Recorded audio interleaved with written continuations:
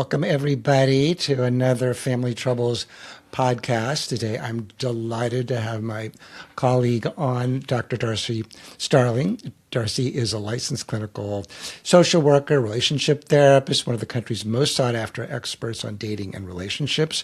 Many of you may know her from her work on TV, including E's network Famously Single, or from her popular advice column, media appearances, and online courses. She's also the host of We Need to Talk with Dr. Darcy Sterling, which is a podcast that I've been on several times. Darcy's a great interviewer, and I got a lot out of the podcast, and I know the people in my group who followed it did as well. So I'm just thrilled to have you on the call, Darcy. Thanks so much for having me. I'm so happy to be here. Yeah, it's so great. So I wanted to kind of pick your brain today about one of the topics that's come up lately for me with my estranged people, and that is, and we can talk more generally about, dating with a secret or dating when you have something that you feel ashamed about or embarrassed about, and kind of both how to do it, when to reveal it, and also kind of how to screen those kinds of things in other people. So do you have any sort of just general thoughts about all that? I'm sure you do. Yeah. When I think about dating, I don't just think about looking for red flags. I think about whether or not the person in front of you is someone that you can tolerate being known by. So it's not just, am I able to see you clearly, but am I able to let you see me clearly? Oh, yeah. And it gets really nuanced. What you just described, the difference trying to determine when the right time is to tell someone something personal about you is basically the difference between privacy and secrecy. It's a really nuanced and poignant question and topic. Absolutely. When I think about, first of all, everybody has a right to privacy. You have a right to your story, and other people have to earn the right to hear your story. Well said. No one should feel compelled to disclose things early or when they're uncomfortable. However, as you know, there's a tipping point between, I'm waiting for this relationship to evolve so that the fabric of it is tight enough to handle the weight of my story versus I'm holding out and I'm not sure when or if I'm going to tell the person. Disclosing something private can start to feel like, you ever get in a situation where you're introduced to someone and you like them a lot and then you run into them a few times, but you forgot their name? Oh, and sure. you never ask them for their name again. And it gets to the point where there's a tipping point where at a certain point, you realize that it behooved you to ask their name a long time ago. And now You're just kind of pointing at them and saying, so good to see you.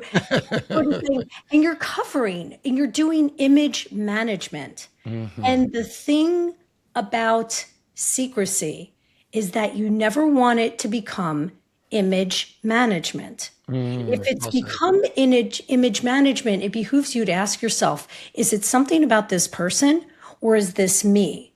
Mm-hmm. People have a right to know what they're getting involved with. Yep.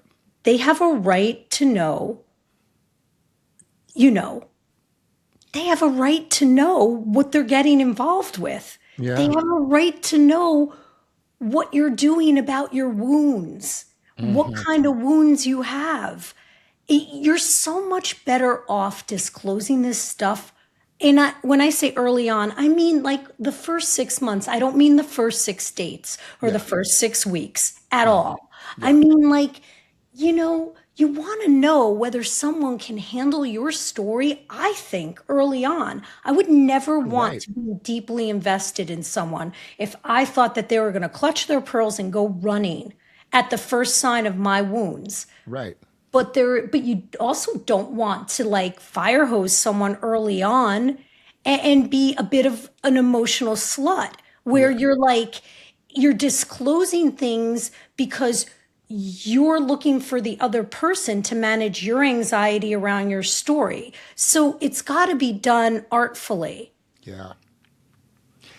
Yeah, I think that's really well said. That we're always sort of testing people unconsciously to see how close we can be, how much we can reveal about ourselves. And for some people, their anxiety would cause them to sort of fire hose the other person in a certain way. Well, let me tell you every single thing I'm ashamed about. So if you're going to reject me, let's just get it over with.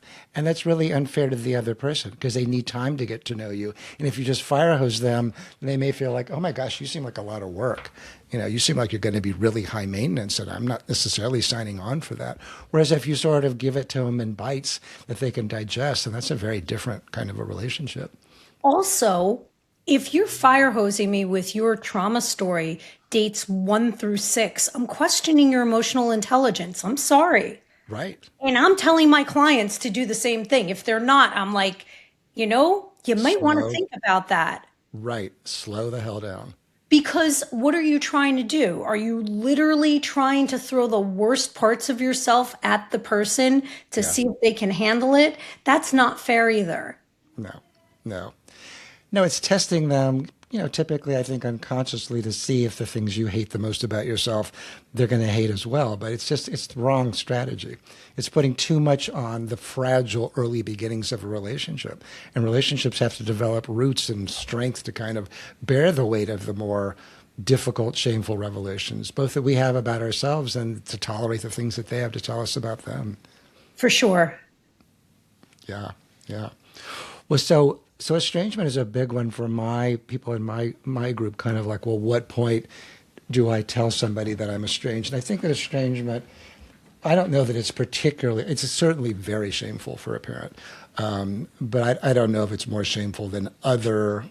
I mean, sure, it could be more shameful than some things and less shameful than others. But I think for some people, estrangement feels like it's so much, particularly for women, it feels like it's so much at the core of who they are. So if I tell you that I'm estranged from my child or children, you're going to think I'm a terrible mother or a terrible person. And I just don't know if you have any other thoughts about any of that, but it's kind of the same theme. But You know, as women, we are valued for our relationships. So yeah, much of our value comes through the quality of our relationships. And you have said this so many times on We Need to Talk that, you know, as we age, people share with each other about their children. yeah, And there are not necessarily, if you're estranged from your child and you're a mom, there are not necessarily photos that you can share. You yeah, know, you go quiet when there's pictures of the grandchildren, circling a group chat or a group text. It's very, very lonely and it can hmm make you feel quite isolated. But I would argue that it's even beyond a parent child. I would argue that the parent child dynamic is probably the most shameful for someone. But hmm I'm estranged from a family member. I've been quite open with you about that, and I'm not hmm proud of it. I don't like that having to disclose it feels to me like it comes with an inherent PowerPoint presentation. I don't like that. I don't like that I feel like I have to explain it. yeah, I do feel like I have to explain it because I feel like if I don't explain it, the subtext is there's something wrong with her, that she yeah, doesn't have a relationship with these people. yeah, So I feel the weight of that personally, and I can connect to that. I also think that it's important that like anything else, the more you expose your shame to the light of day, the less power it has over you. completely. I'm not screaming it from the rooftop that hmm I have an estranged situation, but people who follow me closely know because I've said it, both times when you've been on my podcast. Yep. I spoke about it once or twice outside of you in the 230 episodes I've done. So that it's not something that I talk about all that often as I think about it. When I look at the stats on it, I don't talk about it that often. But when hmm I meet someone new and they ask me, how many people are in your family, I'm not going to lie. Yeah. And then the next question is, are you close to them? Yep. And I'm not going to lie. Yeah. And then comes the moment where I'm like, I feel like I need to tag a little explanation here. And it doesn't feel great. So when you're dating someone new, I do think it is important that you tell them about your family dynamics. Mm-hmm. And it's going to mean different things to different people. You and I are going to understand it differently hearing it from someone than a layperson would. A layperson's family dynamic is going to inform how they experience that. We're also going to be folding in our own personal experiences of having been estranged and reconciling, and also our clinical lenses. Yeah. So it is important to disclose it because you want to know how the person's going to react. Again, you're trying to see how much of the real you, the uncurated version of you, Yeah. that person can handle. You don't want to be in a relationship with someone where you're constantly managing your image. That is such a burden. Yeah. Right. So I do think you want to disclose it, but again, keeping in mind the cadence. You don't want to be someone who unloads too early and makes themselves look off-putting Yeah. because of that. You want there to be also some reciprocity.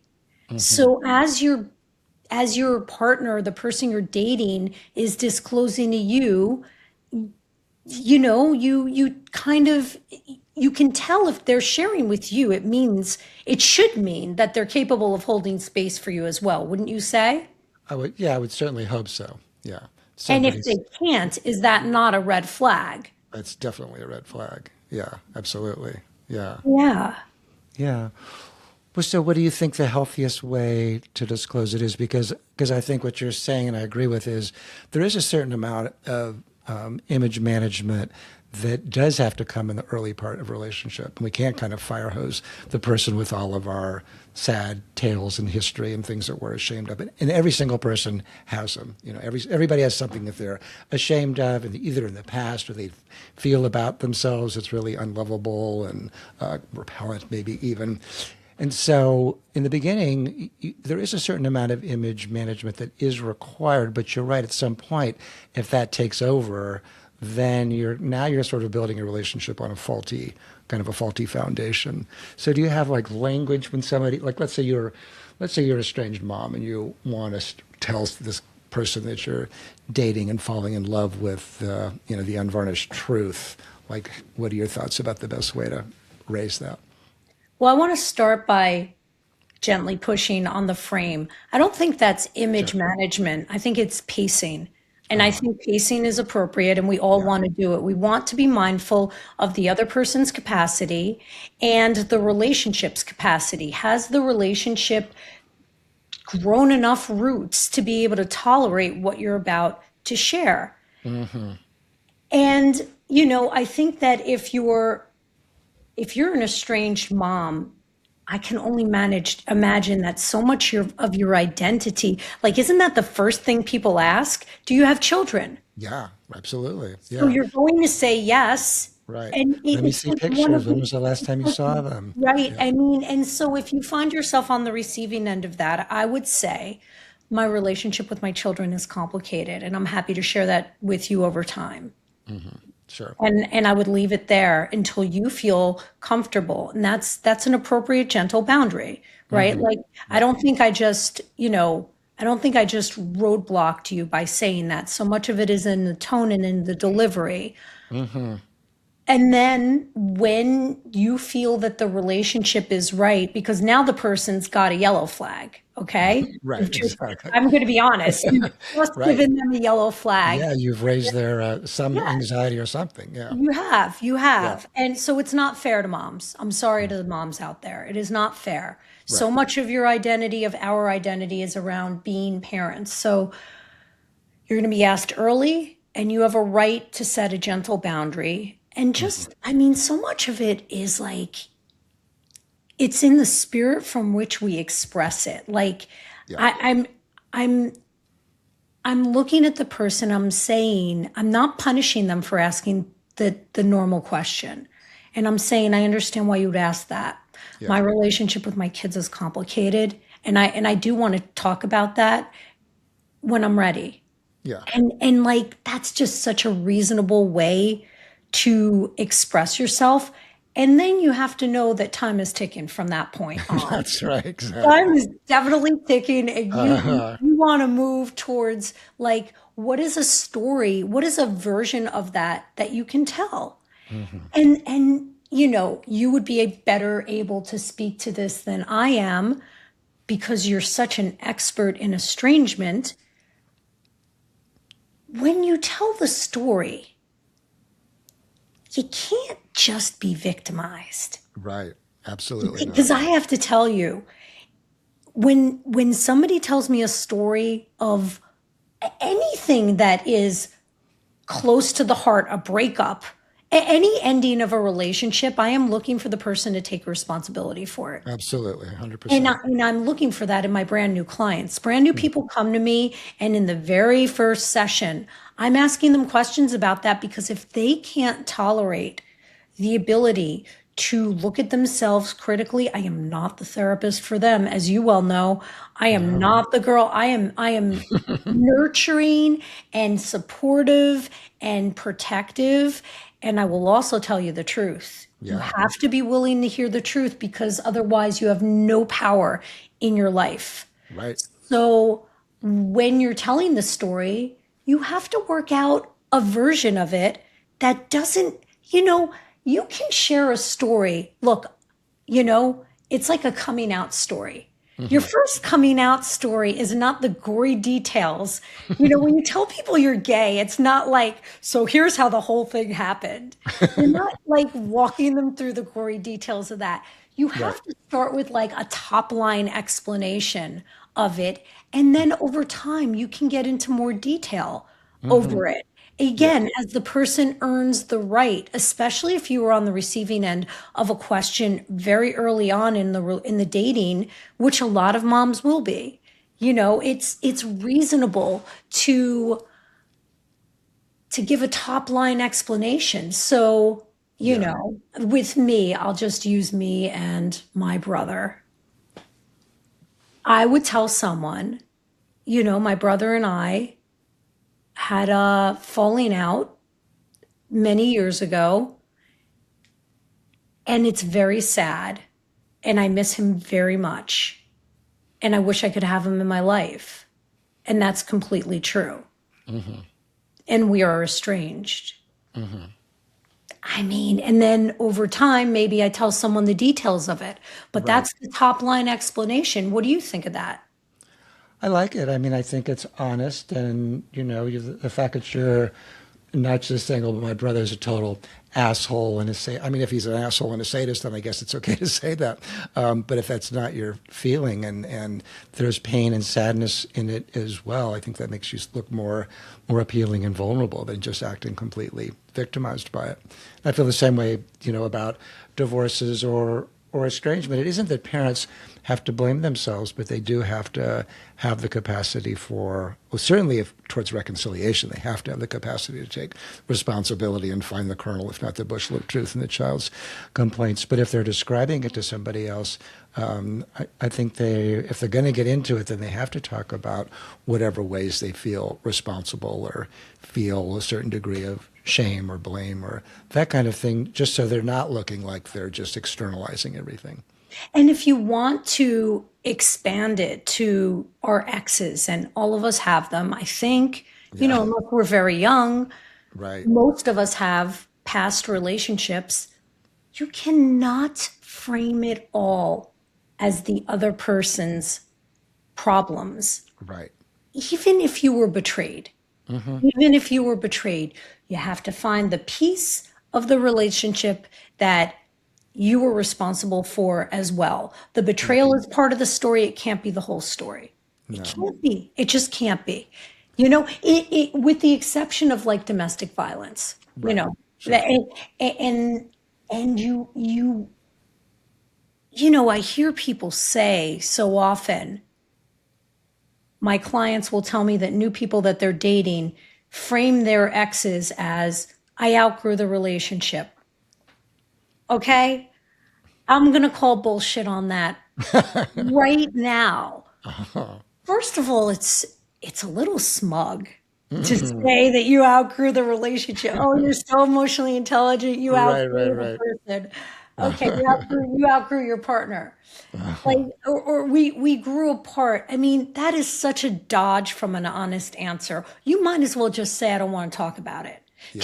Just set a boundary. If you don't want to talk about it, don't talk about it. But Right. don't give one of my clients a bullshit answer like that, because they're going to tell me and I'm going to tell them what to say next time. They're going to come back with a better response and you're not going to be able to get out of it. And if you do get out of it, they're not going to go on another date with you because they're going to see it as a major red flag. Because if you can't take responsibility for your exes, then you're not going to take responsibility for the new relationship and any of the problems in that. You have to show some ability to have learned from your last relationships. And look, long-term relationships and marriages, like we live a very long time. And so people stay together a very long time. And people do grow in different directions. But the Sure. way you frame that cannot be, we just grew apart. It has to involve a little bit more detail than that. And I think that, there's a version of it where you can say, in order to be in that relationship, I had to be a version of myself that I wasn't okay with being anymore. Now that's honest. That's a more sophisticated way of saying that. Did I essentially just say the same thing? You can laugh. Kind of. I did.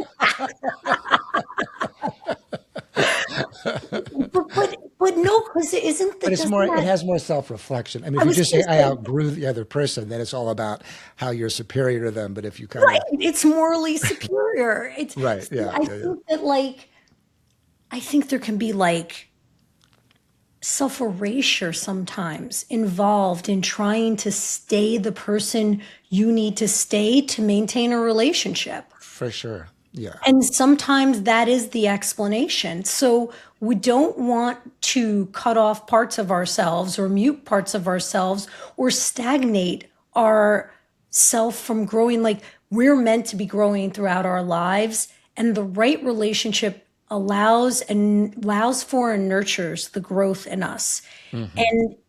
And a relationship that is not meant to last forever will try to control or reject or shame the parts of us that continue to grow. And then if you find yourself in a relationship like that, the only way to keep the relationship alive is to like mute yourself and self erase. And that's not okay. Right. And I think it highlights why the capacity to be vulnerable and take responsibility and being with somebody who is empathic, there's such key qualities to any good relationship. If you don't have the capacity to share parts of yourself that you feel sad about or isolated about, and I think so many men really suffer in romantic relationships and friendships because they kind of can't do that. They can't be vulnerable. They don't want to expose themselves. They maybe don't even understand their feelings. Most men don't have any friends. If they're married and straight, their wives are probably their, best friend, if not their only friend. So many men need to learn this, and it's really tragic how many don't really understand it. I like that we're starting to pay attention to men and men's mental health and the extent to which we raise boys to mute their emotions, Yep. to deny their emotions, to not express their emotions. And then they go into relationships.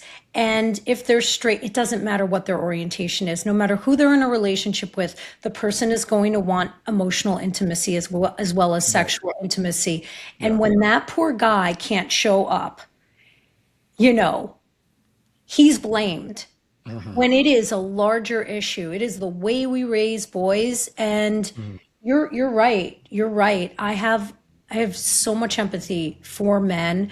I have to tell you, a lot of my young adult and just adult male clients I'm hearing that they have connections with other men, and it really heartens me. Like my Hmm. 30 somethings and 40 somethings, like they do have relationships with other men and other women, Hmm. particularly if they're not in a monogamous relationship. The problem is that when, if they're straight and they get into a monogamous relationship with a woman, often she will feel threatened by their relationships with other women, and Oh, that for sure. sucks. Yeah, it does. Yeah. Yeah.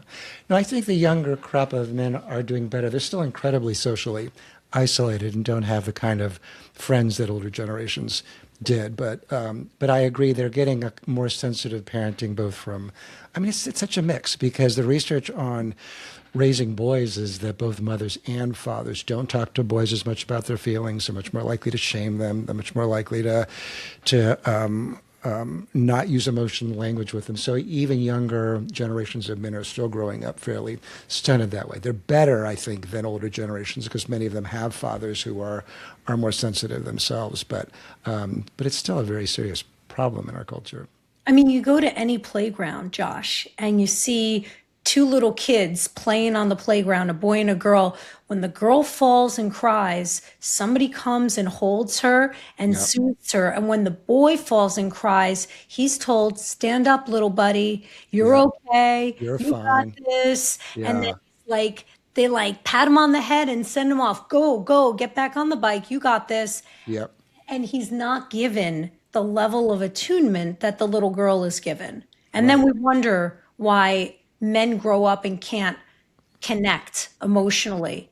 Right. Yeah. No, it's incredibly tragic that goes on.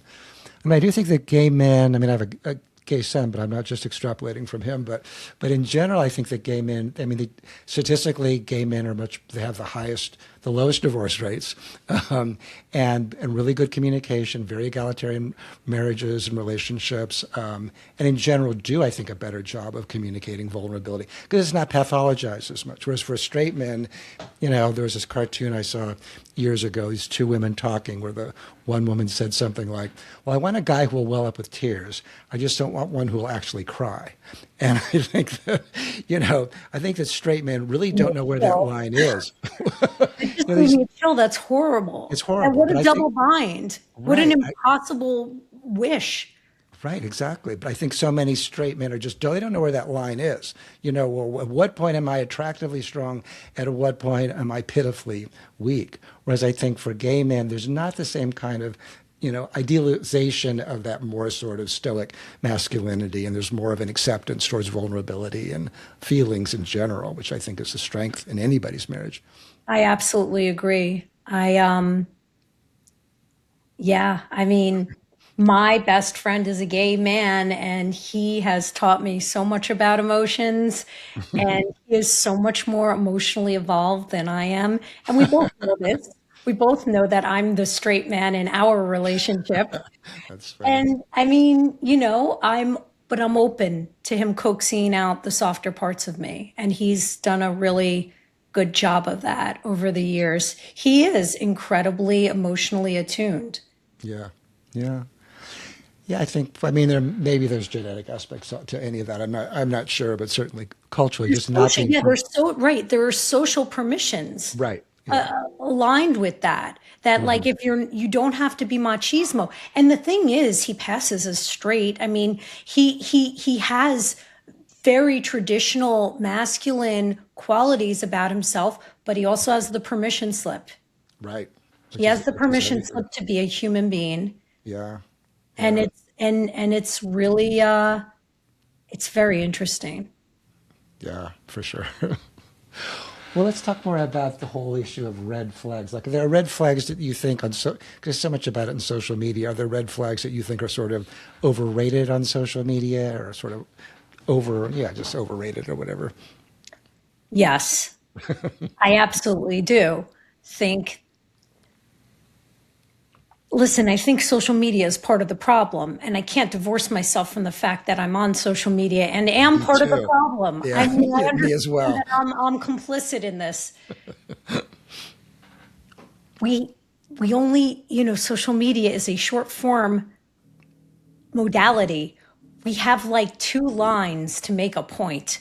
it's going to necessarily be reductive in tonality, and it's going to lack nuance, what we say on social media. So the problem is that the masses don't get that. They think we're delivering gospel. They think when we put something out, it is the absolute truth and there are no ifs, ands, or buts about it. And it is a top line explanation for things. It is not a total line explanation for things. And what that has resulted in, I think, culturally, is that we have the most therapy fluent society that we have ever had in recorded history. And we have a culture of people who have no capacity or low capacity for distress, because what they're hearing on social media is that anything that's distressing is toxic, or it is abusive. It is, the masses overuse diagnoses that have no business living in normal dialect, in informal conversations. You know, how often people throw around the term, oh, he's so narcissistic. Please, please. They're less than 1% of the population. You don't even know one. What you know are assholes. You know a lot of selfish people. You do not know a narcissist. I'm willing to bet. So this is why I don't go to parties that often, because the minute I hear something like that, I start getting heated up. Well, good. So we need that in our society. I mean, Some corrective. Yes, we do. I am the corrector. So red flags. There's too much focus around red flags. And there's not enough focus around the nuance of red flags. Listen, none of us escaped childhood without some wounds. We all got fucked up in childhood. I knew it's true. And if you think you hit the childhood lottery, and maybe you did, then there's probably some things that you're unaware of. I'm just going to say. Erring on the side of caution, you're probably unaware of a couple of things. Most of us did not escape childhood unscathed. And what that means is that we're all walking around with some stress fractures in us. We all have wounds. You are allowed to meet someone on a date who is wounded, because you can't avoid it. Everybody's wounded. One way or another. A wound is just something it's part of their history. It's something somebody carries. Yeah. A red flag is what they do with the wound. Well said. Whether they blame others, or they deny it, or they avoid accountability, or they refuse repair, or they neglect to heal it.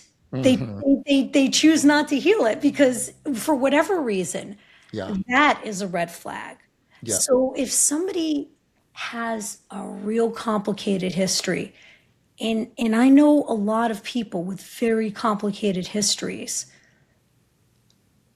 I don't have a problem with that at all. Did you do the work to heal that stuff? Are you aware of them? Are you aware of them?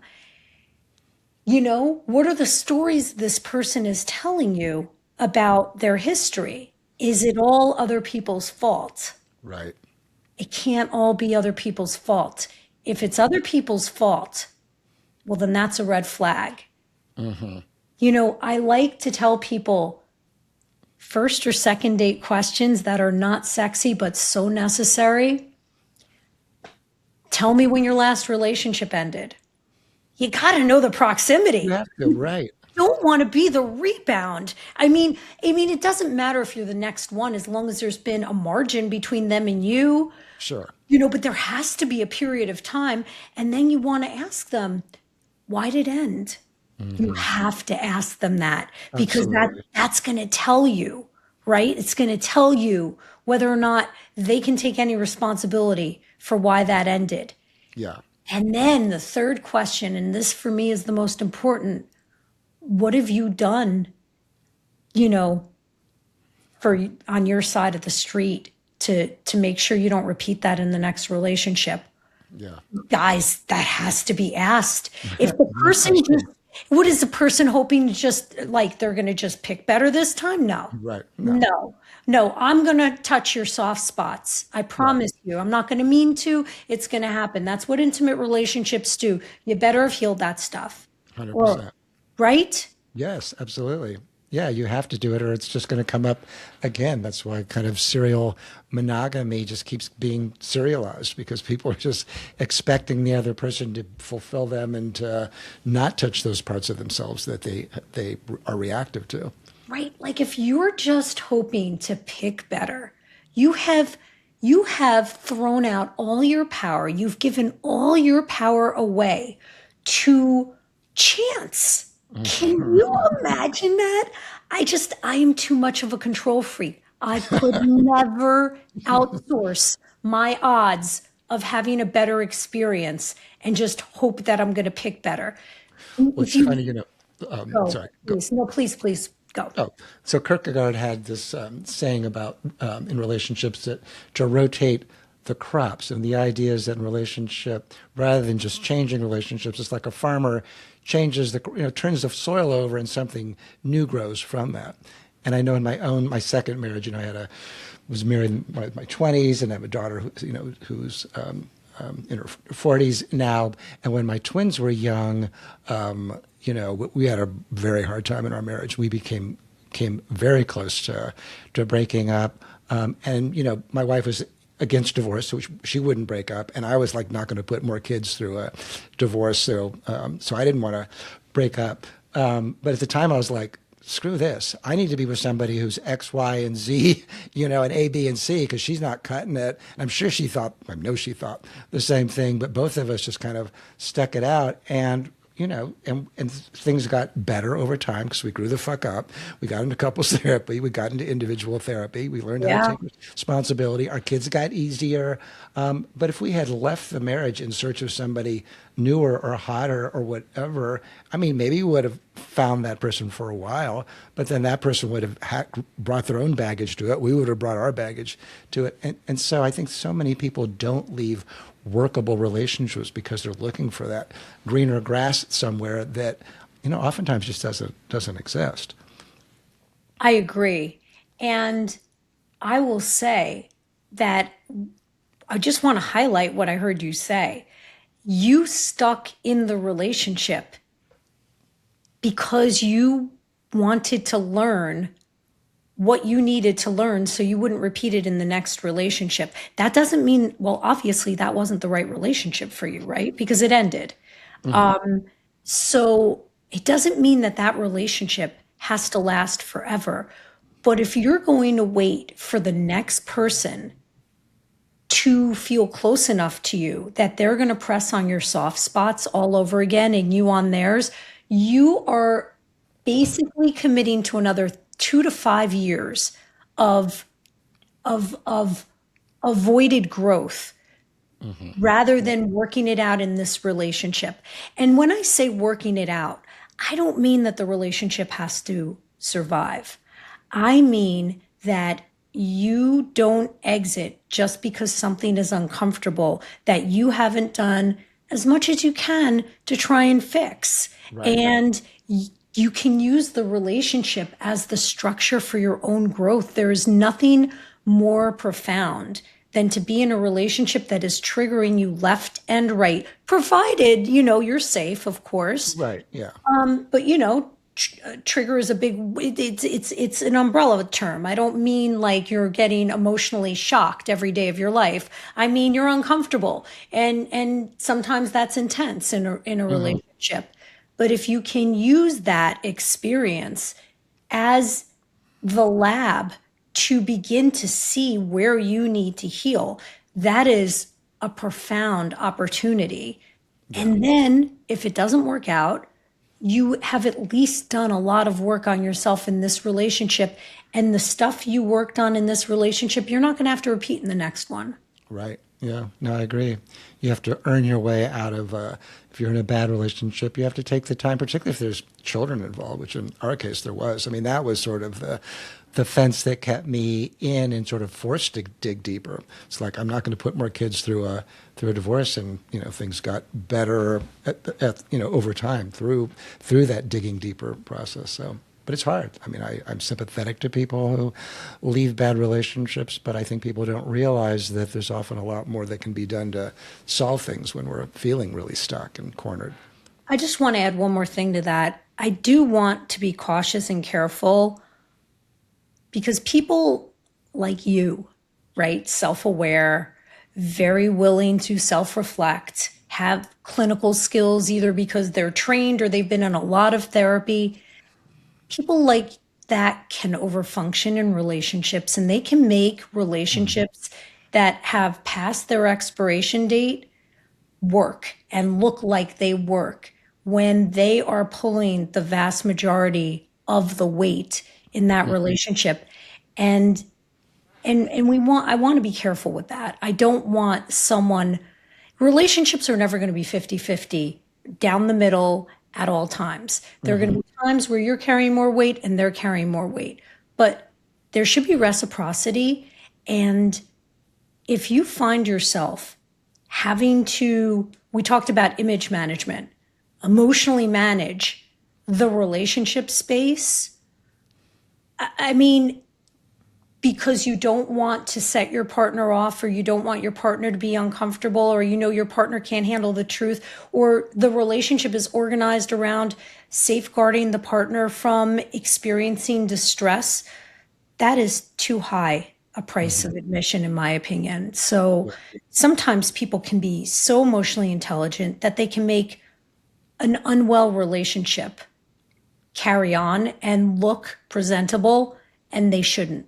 Yeah, no, I agree. And it isn't my position that people should stay in a relationship no matter what. I do think that people exit relationships, particularly with children, prematurely, because I think we have this idea that if I'm not happy, then my children aren't happy. And I don't think that's always the case, because often people will leave a workable but not great marriage in pursuit of a romantic relationship that might make them happy, but then their kids get mad at them and then they're later estranged. So yes, and that new romantic hot relationship in 2 years is going to feel just like your marriage. Exactly. Like the way especially if you've had a long-term relationship, because you re-enter all of that familiarity so much faster the second time, the third time. That's why divorce rates go up with subsequent marriages. Yeah, exactly. Because you can feel that level of pain so much faster with subsequent relationships, because you already know how to get there. Your body knows how to get there. Yeah, exactly. It's funny. Well, do you think as a society we're sort of too preoccupied with happiness, and that's a problem? I do. I don't think we can bottle an emotion. I think that all of us want to be happy. Yeah, of course. Yeah. Well, what does that mean? What does that actually mean? Your partner cannot be the source of all good things in your life. And what we used to rely on an entire community and tribe for, we now, all live in our little pods. We're all somewhat disenfranchised from each other, more so now than ever before, even though we're better connected than ever before. Yeah. And the expectations that we place on our partner are enormous, and they're unrealistic, and they set our partners up to fail. So when we talk about happiness, it can't just be on your partner. Your partner is a piece of the pie. Think of your entire life fulfillment as a pizza pie. Your partner is a few slices of that. I acknowledge that your partner is more than one slice. It's, the partner is important. Partner can't be more than half the pie. Cannot be more than half the pie. So what does that mean? It means you have to find fulfillment elsewhere, and you need relationships elsewhere, and you need support elsewhere, and you need interests elsewhere, and your happiness and aliveness and passion needs other outlets. It can't all be channeled through your partner, or you set the poor person up to fail. And that person is also wounded right? We're all wounded, as we said. Yeah. And that person is on their own journey and they have their own stressors and they're not always going to make you happy. And No. I get that people understand this intellectually, but I don't know if they understand the ratio of happiness that is meant to come from the partner. And I don't think it's even 50% of the time that you're with your partner, they should be making you happy. I really don't. I think you look for pockets of happiness every day Hmm. in your life and in other areas of your life. And you're forgiving when your partner can't contribute to that little hit of happiness one day, Right. 2 days, a week, a month. It can't become chronic, but they cannot be responsible for the whole jackpot. They're a hit of happiness periodically, and you're not going to be happy constantly because emotions are not meant to be freeze framed. They by nature of what they are, they ebb and they flow. So we can't crystallize and bottle any emotion. And that's the good news because Hmm. when you feel distress or discomfort or anything that's unpleasant, it's important to remember it can't last. It Right. can't last because no emotion lasts. Right. Yeah, it's kind of what the Buddhists knew that our feelings are everything's kind of in transition and temporary.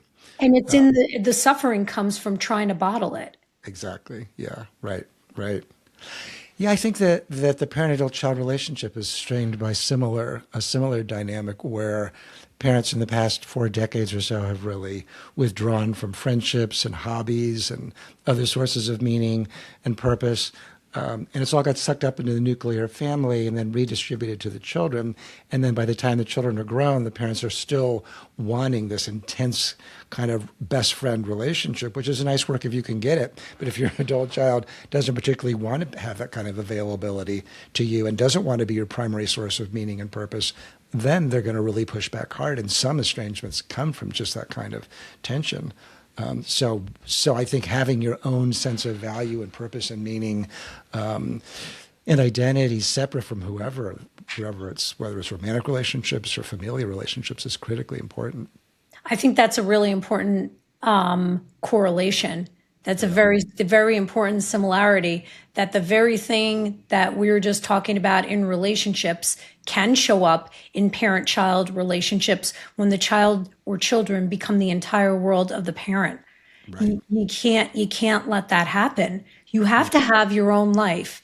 You have to have your own interests because the children, if they're healthy, will grow up and they will want independence from you. That doesn't mean that they move away. It doesn't mean that they're going to, want nothing to do with you. It doesn't mean that they don't want to be best friends with you. All I wanted was to be best friends with my mother. It was Hmm. unfortunately impossible, and that's the way the cookie crumbles, I'm convinced. The parents that just want best friendships with the kids have no interest in it. The kids like me who are just like, please, can we just be joined at the hip? The parents are just, you know, their their their capacity for intimacy is just Right. limited. It's that Yeah. simple. Sure. And so I think it just underscores the importance of us building tribe and building identity that doesn't anchor entirely into one aspect of our life.